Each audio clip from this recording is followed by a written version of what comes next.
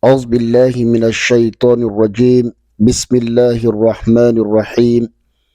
الحمد لله رب العالمين، والصلاة والسلام على رسول الله وعلى آل بيته الأطهار وأصحابه الأخيار ومن سلك منهجهم إلى يوم الدين.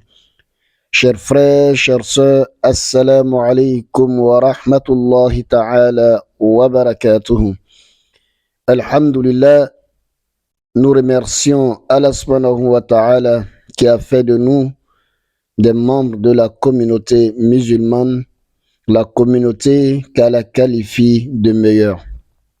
Chers frères, chères sœurs, aujourd'hui nous allons parler du mariage, mais particulièrement de certaines pratiques qui se passent lors du mariage. Quelle est la vie de l'islam afférente à ces pratiques?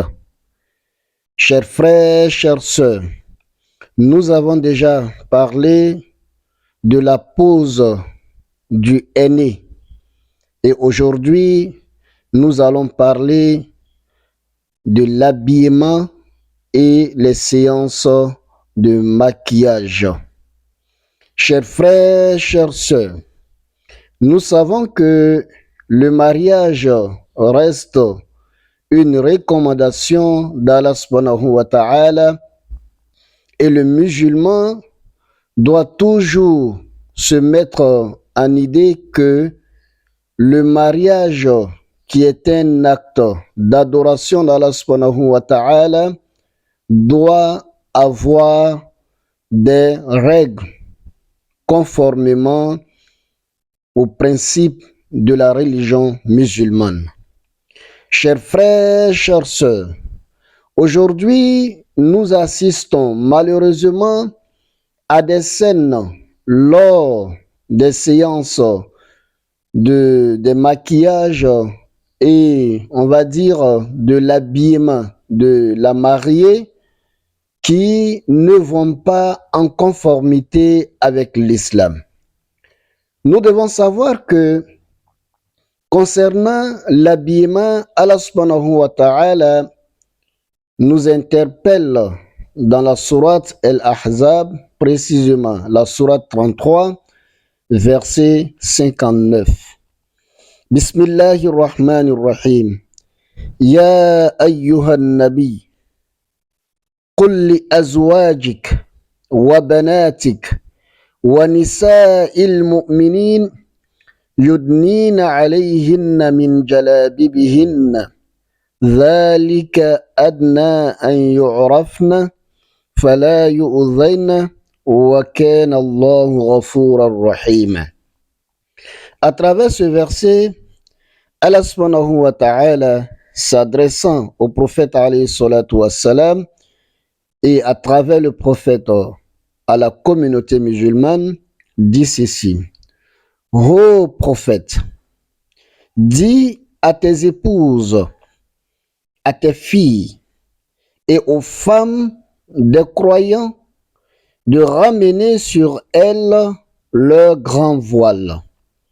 Elles en seront plus vite reconnues et éviteront d'être offensées. Sourate 33, verset 59.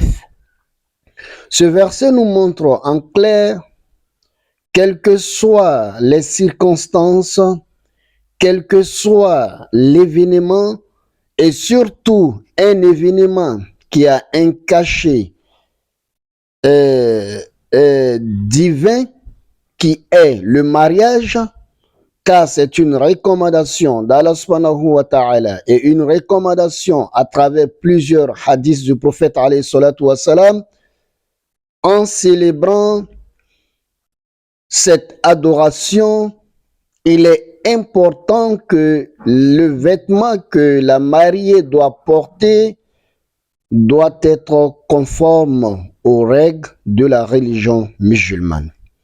Quel que soit le modèle que tu vas coudre, quelle que soit la couleur que tu vas choisir, seulement on vous demande à ce que l'habit soit conforme aux prescriptions d'Allah subhanahu wa ta'ala.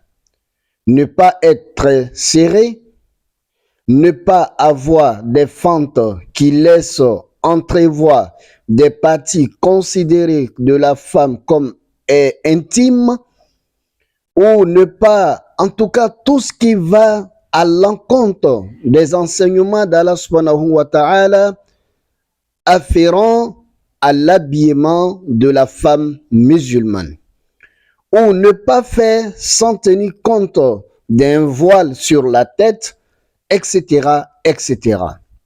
Ça, c'est le premier point que nous devons retenir. Le deuxième point, ce sont les séances de maquillage.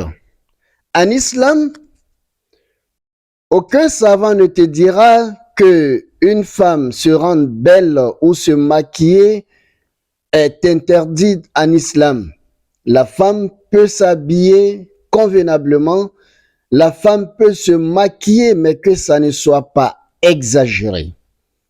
Et surtout, le plus important pour nous, c'est derrière ce que les séances de maquillage exigent, on va dire les exigences des séances de maquillage.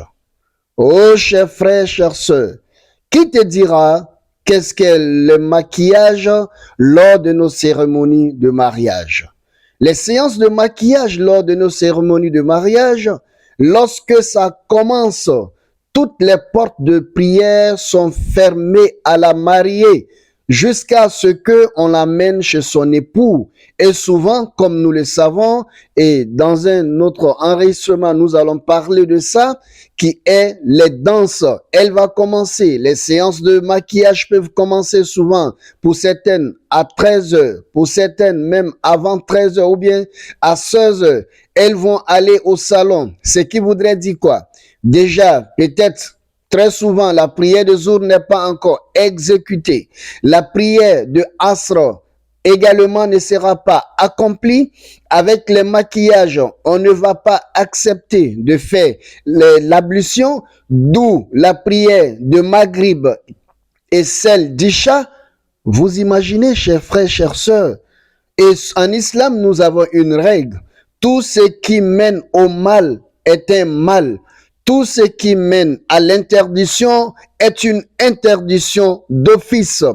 Si les séances de maquillage nous amènent à négliger la prière, nous amènent à ne pas accomplir la prière, cette séance dans nos mariages devient une interdiction, chers frères, chères sœurs. Nous devons savoir que le mariage, comme je viens de le dire, c'est une adoration d'Allah subhanahu wa ta'ala. Et après, nous sommes étonnés. Pourquoi il n'y a pas la baraka dans nos mariages? Pourquoi après nos mariages, il y a beaucoup de querelles au point où la femme ou l'homme perd la quiétude?